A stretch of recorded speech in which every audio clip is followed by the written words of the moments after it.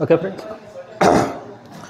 In the last class, we have studied about extraction of iron and extraction of copper here by using respective the ores here. Today's class is extraction of zinc from zinc blends. Yes. Extraction of zinc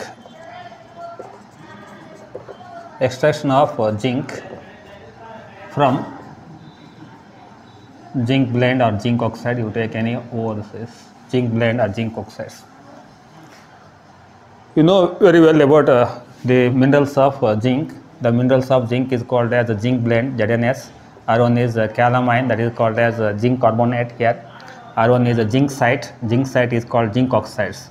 These are the different types of minerals or ores which are used for the extraction of zinc from zinc from these ore minerals.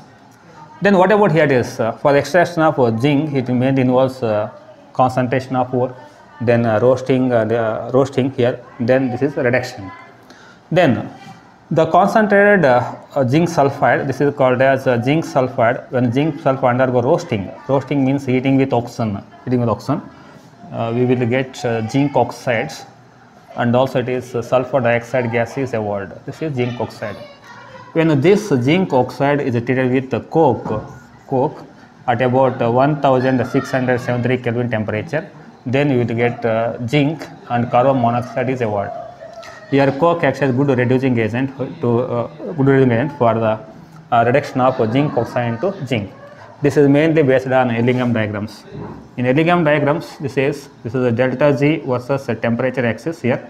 This is called as zinc curve, and this is a C plus O2 gives a CO curve, and this is about carbon monoxide curve. This is carbon monoxide 2C plus O2 gives 2CO here, and this is about here C plus O2 gives CO. C plus O2 gives CO2 here, and this is about Zn here plus half O2 gives ZnO. This is about carbon C plus 2C plus O2 gives 2CO here. The carbon curve lies below that of zinc. Then carbon acts as good reducing agent for zinc here at higher temperature. This is the temperature range at about 1673 Kelvin temperature. At this temperature here, the carbon curve lies below that of zinc, and this zinc is carbon is able to reduce zinc oxide into zinc. That means this curve indicates that here zinc oxide is less stable at higher temperature when compared to carbon or carbon monoxide. This is. Then this is about extraction of zinc from their oxides, or this is zinc blend. This is. Then similarly here the one more metal that is called as extraction of copper. Extraction of copper from low grade copper. Extraction of copper from low grade copper. The low grade copper is leached with bacteria. When low grade copper is leached with bacteria or it is acid here, then acid and bacteria can reduce here. This is a CO2 plus in solution into copper. This is in acid medium here. You will get Cu here, and also you will get this is H2 gas. This undergo reduction here. This is CO2 plus converted into Cu and undergo reduction. This is. Then instead of using acid or bacteria here, it also can be reduced here by using iron scrap, and also it is a zinc scrap. Then here iron scrap is more advisable when compared to zinc scrap, since zinc is costlier and it is not economically not profitable here. That's why iron scraps are better to use. It is in case of it is obtain copper from low grade coppers. For example, here you are using the Cu2 plus, and the Cu2 plus reacts with low grade iron, like this is iron scrap. When iron scrap is treated with low grade copper in aqueous medium here, you will get a copper solid, and also you will get this is Fe2 plus. Fe2 plus in aqueous solution. Copper is less reactive when compared to iron. Iron is more reactive here. Due to more reactivity here, it can reduce the Cu2 plus into Cu. Here it undergoes oxidation here. Then you will get a copper. This is the copper. Then similarly here this is same this is copper, low grade copper treated with zinc scrap, and the zinc scrap reaction to the low grade copper, then we will get this is Cu here, it undergo reduction, and also Zn undergo oxidation, you will get Zn2 plus here in aqueous medium here, but this is not suitable, this. If you are comparing the reactivity of iron and zinc, zinc is more reactive when compared to iron. Even though zinc is more reactive than iron here, but it is not advisable here, since zinc is costlier here, it is not economically profitable here. That's why iron scraps are better to use to reduce Cu2 plus into Cu to obtain low grade coppers. This is the main concept that is involved in obtaining copper from low grade copper series. Then this is one of the important question asking in PU board here. This is extraction of copper from low grade copper here. This is a simple equations are present here. Then the one more metal, that is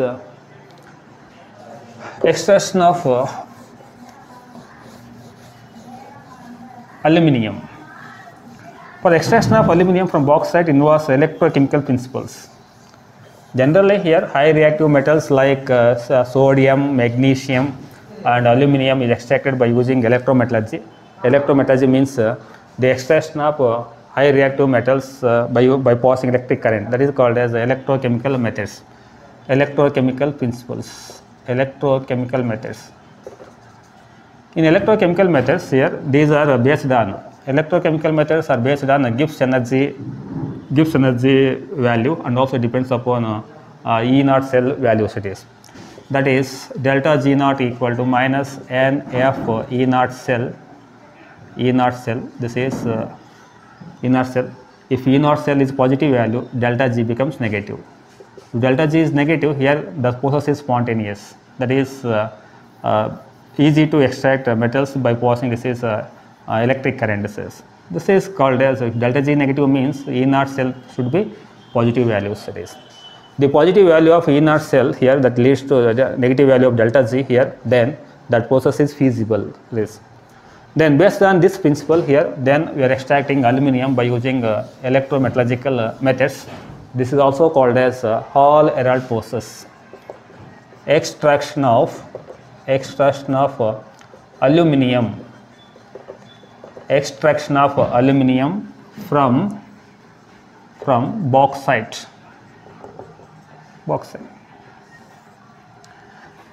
Then how do you extract aluminium from bauxite? It mainly consists of two electrodes. This is called as a steel vessel. A steel vessel are also called as steel vessel, and the steel vessel is lined with this is steel vessel lined with coke, carbon. This is lining with carbon.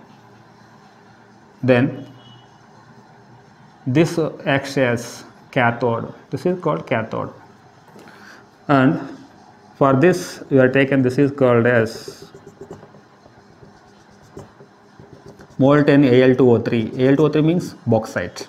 This is molten Al2O3, and for this this is graphite rods. Graphite rods are actually as anodes. This is graphite rods, and graphite is connected with this is called anode. Anode means positive electrodes, cathode means negative electrodes. This is called as electrochemical cell consists of two electrodes. One is anode, other one is cathode. It is, and this is called as molten. This is molten Al2O3 here, molten O3. Along with molten Al2O3, it is mixed with some little compound like CaF2, and also it is Na3Al(F6). This is called as calcium difluoride. This is called a cryolite. Cryolite fluorspar. This is cryolite. And what is the role of cryolite and fluorspar in the molten Al2O3 in the extraction of this aluminum from bauxite is, this is called as it lowers the melting point of the mixture. This mixture melting point is lowest, and also increases the conductivity of this electrolytes. This is the main role of calcium difluoride and cryolite. Then Here graphite rods, these are called as carbon rods or graphite rods, and graphite rods are acts as anode, and the steel vessel here, it is lined with carbon, acts as a cathode. Then what are the reactions which takes place for the electrolysis? On passing electric current here, at anode, what happens here? At anode, during electrolytic cell here, it undergo oxidation. At anode, carbon combines with oxygen released by, this is molten Al2O3 here. Then you will get carbon monoxide, and also 2 electrons are released. Or this carbon also combines with 2 O2 minus here, oxygen present in bauxite here. Then you will get, this is CO2 here, and 4 electrons. These are the 2 reactions which are possible at anode. What about here at cathode? At cathode, Al3 plus ions migrate towards cathode and pick up 3 electrons and gets reduced. You will get aluminum, and aluminum is lighter due to lightweight here. It floats on the surface of electrolyte like this. This is called as aluminum. This is aluminum here, which is floats on the surface of these electrolytes here. Then what is the overall reaction? For the overall reaction of this cell is, this is 2 Al2O3 here combines with carbon here. Then we will get 4 Al, and this is 3 CO2. This is 3 CO2. This is overall reaction of the cell. Overall reaction. This is one of the most important question asking in second PUC here in inorganic chemistry here from this chapter. 3 marks question here. Extraction of aluminum from bauxite. This is also called as, it has one more name. This is also called as Hall-Héroult process. Hall-Héroult process. Extraction of aluminum from bauxite or extraction of aluminum from Hall-Héroult process. This is the most important question asking in PU examinations in chemistry. This is here sometimes what happens here for weightage, diagram carries 1 mark here with label diagram here, and also it is anode reaction, cathode reaction carries 1 mark here, and sometimes they are asking about overall reaction here. Overall reaction carries 1 mark here, and also sometimes instead of using overall reaction, sometimes they are asking about what is the role of cryolite and CaF2 in the extraction of aluminum from Hall-Héroult process. They are asking here, and the role of Na3LF6 is, and CF2 is, lowers the melting point of mixture and also increases the conductivity of electrolytes. This is the main thing about this is extraction of aluminum from bauxite. Then after this is electrochemical principle which is involved for extraction of aluminum from bauxite. Okay, anode reactions and cathode reaction more important. Here carbon combines with oxygen, we will get CO, and 2 electrons are released here, and C plus 2 O2 minus we will get CO2 and 4 electrons, and Al3 plus ion here pickups 3 electrons, we will get aluminum. This is a reduction here, this is called as oxidation. In electrochemical cell, at anode undergoes oxidation, and at cathode here it undergoes reduction here, and overall reaction is Al2O3 combines with 3C, you will get 4Al and 3CO2. This is one of the most important topic in metallurgy. Yes. Then what about here is the one extraction of gold. For extraction of gold and silver, it mainly involves hydrometallurgy.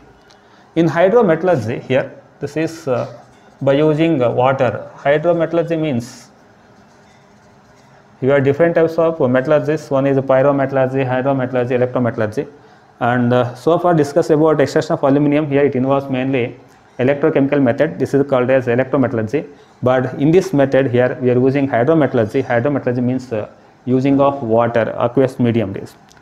In hydrometallurgy here, by using this hydrometallurgy we are extracting gold here. That is, this is, for example, you take this is gold. When gold is treated with sodium cyanide or potassium cyanide, and this is 2H2O and this is oxygen. When gold is treated with sodium cyanide or potassium cyanide, it is leached in this compound like NaCN or KCN. Use any one it is, NaCN or KCN. Dilute solution of KCN or dilute solution of NaCN treated with gold here, and gold combines with this NaCN and KCN, you will get a complex. You will get Au here, and this is Cn here taken twice minus, and also this 4OH minus 4Au plus 4Au, this is Cn, 4 to the 8 Cn here, this is 2H2O 4OH minus. This is called Iro complex. This is when this Iro complex Au here, this is Cn taken twice complex Iro, this is Iro complex here, treated with zinc, then zinc is more reactive than gold, zinc replaces gold, and zinc also reduces gold here, then you will get Au gold, and also you will get a zinc complex. This is ZnCN4 and 2 minus. This is, and in the first step what happens here, gold reacts with sodium cyanide or NaCN here, then here oxidation state of gold is 0, here oxidation state of gold is +1. Its oxidation state undergoes 0 to +1. This is called as oxidation. In the second step here, this is we are adding zinc. Zinc acts as a reducing agent. It reduces here this oxidation state +1 to 0. Here, that's why here zinc acts as a reducing agent.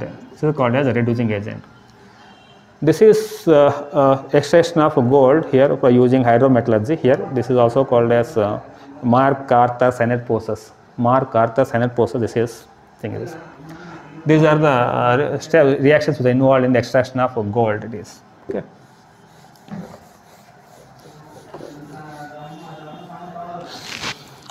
Next, these are the different types of different methods which are involved for extraction of iron, copper, zinc, and low grade copper, and also gold, and also aluminum. These are the important methods which are involved. Then what about here after extraction of metal, crude metal here, then you go for this refining methods. And what is refining here? Refining means purification of metal. Purification of metal is called as refining. Purification of metal, purification of crude metal is called as refining. Purification. For the purification of metal here, we have so many methods are there. One is distillation technique is there. So one of the simplest method, distillation, and the second one is called liquefaction method, liquefaction, and the third one is electrolytic refining,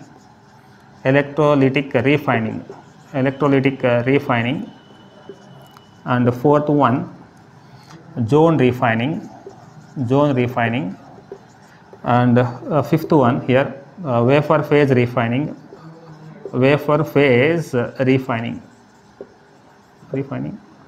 and chromatography techniques, chromatography techniques. These are the techniques which are involved for the purification of metals. And what about distillation here? You know very well about distillation in first PUC class here. In distillation process, we have one is round bottom flask. This is a round bottom flask, and this you have this one is condenser. It is you have the thermometer. This is a condenser here to collect the vapors. Condenser here we will be collecting liquid vapors. Here you have impure metal is taken here, and this is called as a stand. Is connected with round bottom flask. Here we are keeping burner. Here this is burner.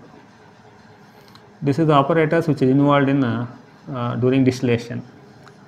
Distillation method mainly used for the separation of the low boiling metals. If any metal has low boiling points, low boiling point metals can be separated by using or purified by using distillation methods, especially in case of zinc and mercury. And zinc and mercury have low boiling points here. That's why these metals are purified by using this technique. When impure zinc or impure mercury is taken in a distillation flask and it is heated, the low melting metal melts fast here. It comes out in the form of vapors, and these vapors are condensed and collected in a vessel here, and a high boiling point metal present in the leaving behind it is flask here. Like this we are separating both that is high boiling point metal and also low boiling point metal. Here low boiling point metal first vaporizes and it is vaporizes and collected and it is removed here like this. Then what about here? This is liquefaction method. Liquefaction methods are used for the purification of the element like tin. Tin, nothing but this is SiN. This is tin elements, and the tin has low melting points. If any metal has a low melting point, then liquefaction method is very useful here for purification. And in this process, we are using a sloping hearth. This is a sloping hearth furnace. Sloping hearth. An impure metal is kept on a sloping hearth furnace and it is heated. Then in this process here, impurity has high melting points. Impurity has high melting point and pure metal has low melting point. When metal has low melting point here, on heating this sloping hearth furnace, the metal melts first in the form of liquid, and these liquids are collected in a separate vessel here, and impurities are leaving behind. Here it is. This is a technique which are used for a liquefaction process. Impurity has high melting point, but the metal has low melting point.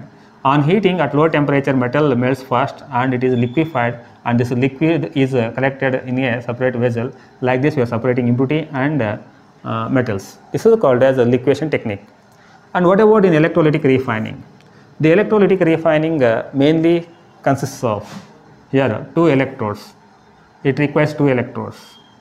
One is, this is called as an impure metal rod. Impure metal rods are acts as anodes, and pure metal rods are acts as cathodes.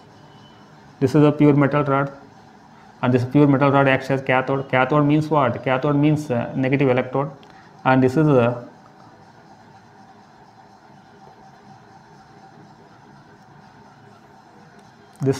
anode. It is anode. Thick impure metals react as anode, and thin pure metals react as a cathode, and these 2 electrodes are kept in a suitable electrolytes, their own electrolytes. For example, here this is called impure copper, this is impure copper, this is pure copper here. Then on passing electric current, here the following reaction takes place.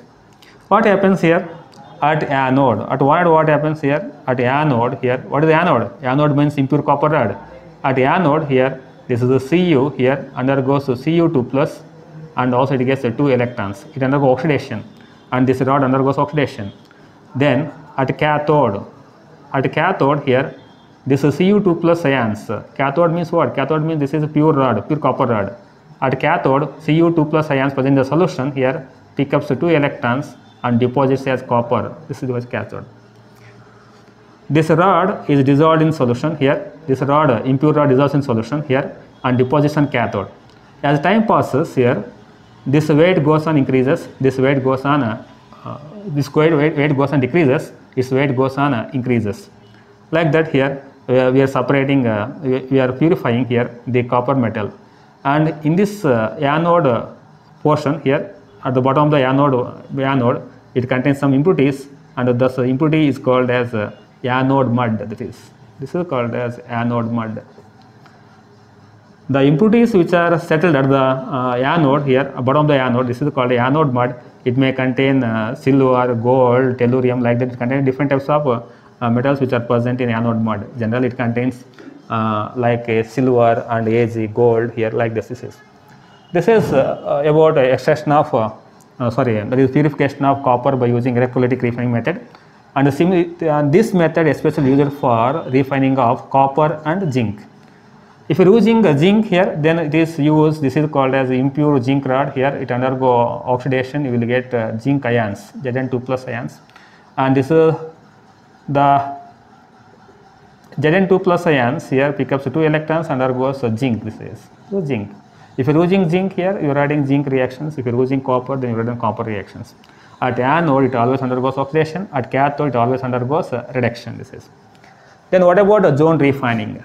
In the zone refining here, we are using this method is used for the purification of elements like silicon, germanium, and gallium. silicon, germanium, gallium, these metals required in highest purity here, since they are used in semiconductors. So these ultra pure metals which are used in semiconductors are generally here purified using a zone refining method. From this method you will get 99.99% of purity it is. And what are the main principle involved in zone refining method? The main principle involved in zone refining method is the impurities are more soluble in molten zone. Impurities are more soluble in molten zone than in the solid zone. This is the main principle involved in zone refining. In the zone refining here, it consists of movable heaters. Movable heaters. This is also called as movable heater, and this is called as impure rod. This is impure rod. When impure rod is kept in between electric mobile heaters, then when these mobile heaters are moving in the same direction here, same direction like this, and this impure metal here melts, and the impurities which are present in the impure rod, this rod here moves towards at the end of the this portion here. Then this portion is cut and it is thrown from the metal rod. This is like this. And here the movable heaters must move in the same directions. When these movable heaters are moving in the same direction, the impurities which are present in the metal rod here moves in the same direction here, and the impurities are more soluble in the molten zone here than in the solid zone here. When these heaters are moves in the same direction here, and this portion becomes solidified, this portion becomes melted here, and the impurities are more soluble in melt when compared to solid zone here. That's why we get a pure metal here, and here we will get impurities, and these impurities are removed here by cutting the rods. This is wafer phase refining. And what about in this is this is about zone refining. Then what about this wafer phase refining? This is the most important method which are used here for the purification of silicon, germanium and gallium, and they require in highest purity. To get highest purity here we are going for this zone refining. In the zone refining, the main principle involved is impurities are more soluble in the molten zone than in the solid zone. This is. Then what about here is wafer phase refining. In wafer phase refining here, to purify the metals should satisfy two conditions. One is the metal should form easily volatile complex at lowest temperature. If any metal, if you want to purify by using wafer phase refining here, the metal should satisfy two conditions. One is that metal should form volatile complex at low temperature. The second one here, that volatile complex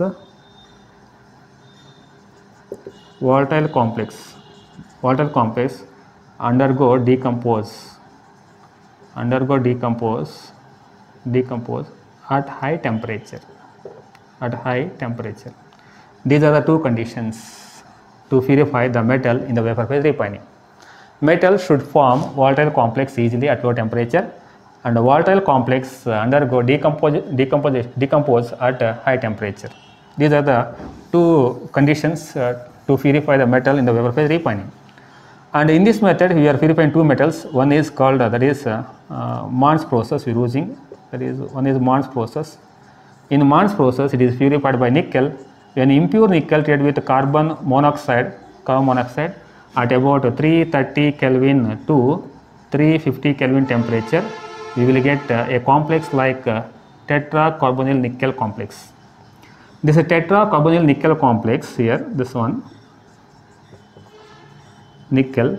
This on heating at high temperature at about 450 Kelvin to 470 Kelvin temperatures. On high, this is low temperature, this is high temperature. On heating at high temperature here, this compound undergoes decomposes here to give pure nickel, and also you get carbon monoxide is removed. The impurities are removed by using this technique here. This is called as pure nickel, this is called impure nickel. And impure nickel treated with carbon monoxide, you will get tetracarbonyl nickel complex. This on strong heating at high temperature here, you will get pure nickel and carbon monoxide. This is called as Mann's process. Similarly here, whatever one more method is there, that is called as Van Orkel methods we are using. Van Arkel method. Van Arkel method. In Van Arkel method, here we are purifying zirconium and titanium. Zirconium, titanium. In this process here, the traces of impurities, this zirconium and titanium contains some trace impurities like oxygen and nitrogen. To remove traces of nitrogen, oxygen which are present in zirconium, titanium here, then we go for this Van Arkel methods.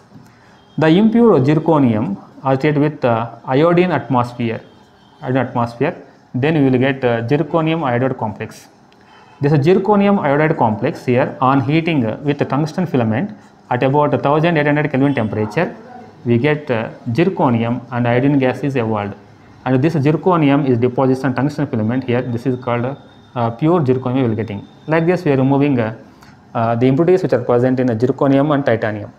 Instead of using zirconium here, if you are using titanium, then the same reactions are you are writing here.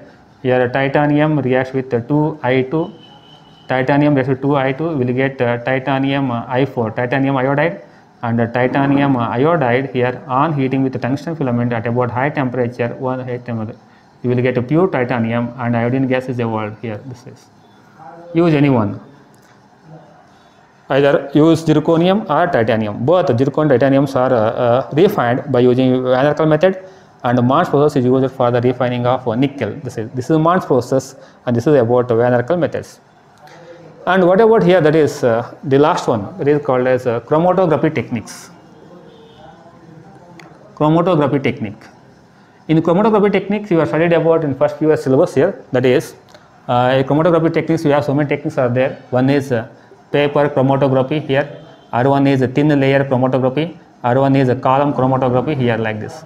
And chromatography techniques are mainly used for the purification of organic compounds here, and also for the separation of organic compounds. Then in this technique here, the mainly it is if you are taking a column chromatography as an example here, your column chromatography consists of a long burette. This is called as burette.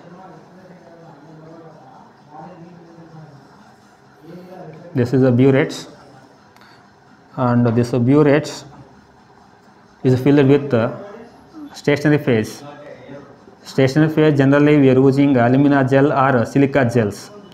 Alumina gel, silica gel used as a stationary phase. Chromatographic techniques we are using it is it has two phases. One is mobile phase, other one is a stationary phase. You know very well about in the first few syllabus here, chromatography techniques. And this is about burette here, and this is about here we are using beakers. Use any beaker here to collect different components here. It is obtained from this. You are collecting this system, and this is called as a stationary phase. Stationary phase. Stationary phase. Stationary phase. An impure sample is kept on a stationary phase. This is an impure sample here. This is an impure sample. An impure sample is kept on a stationary phase. When impure sample is kept on a stationary phase here, for this here we are adding suitable eluents. Eluent nothing but mobile phase. This is called as a mobile phase. By adding suitable eluent here for this impure substance here, it may contain different types of substances. It contains substance A, B, or different it is. Then this mobile phase dissolves these impurities here, and based on affinity towards stationary phase, different components which are present in this impurity here, they are moving different distances, like this. This is called as here, this when eluent moves here, it carries different components in different distances. This is about, this is layer 1 here, this is layer 2 here, and this is layer 3 here, and this is layer 4, like this. We will get different layers. The substances are separated in the form of layers. The component here, the component which has more affinity towards stationary phase, the component which has more affinity towards stationary phase, that moves slowly here, and that is present in the upper part of the burette. The component which has less affinity towards stationary phase here, that moves fast here, that comes bottom of the, that is a column. This is called component A, this is B, this is C, like D, Like this, we are separating different components by using chromatography technique. This is also called as column chromatography here. And in column chromatography consists of two phases. One is a stationary phase or one is mobile phase. And the stationary phase generally we are using here alumina gel. Generally we are using alumina gel or silica gel. And the silica gel, alumina gel acts as stationary phase, and organic solvent generally acts as mobile phase here. Then, so by using suitable solvents here, then different substances are moving different distances, they are separated. This technique is called as a chromatography techniques. From this technique also you will get the highest purity of the compounds. Generally, drugs are purified by using this technique. These are the different methods which are involved in the purification of metals. There is a refining of metals. This is also refining of metals. Refining means purification of metals. One is distillation, and this technique mainly used for the metals which has low boiling points. They can be purified by using a distillation technique. And for example, zinc and mercury has low boiling points. That's why these metals are purified by using distillation technique. And the liquefaction techniques generally used for this the low melting metals. The low melting metals like tin can be purified by using this technique here. When in this technique here we are using sloping hot furnace here. An impure sample is kept on a sloping hot furnace and heated. The low melting metal melts first here, leaving behind impurities on the furnace here. Then we collected liquid metal in the vessel. And in the electrolytic refining, here it consists of two electrodes. One is anode, other one is cathode. Anode is called impure rod, cathode is pure rod here. When these two rods are kept in a suitable electrolyte and passing electric current here, anode dissolves in the solution and deposits on cathode. And the next one is zone refining here. In this one, you are using mobile heaters. An impure rod is kept in between mobile heaters and heated here in the same direction. The impurities are moved in the same direction here, and it is thrown away here. This technique mainly used for purification of silicon, germanium, and gallium. And next one is wafer phase refining here. You know well about Mann's process and Van der Kolk method. And finally, this is called as a chromatography technique here. It is used for the separation of medicines and drugs here. This is the most important technique used in purification of drugs. Thank you.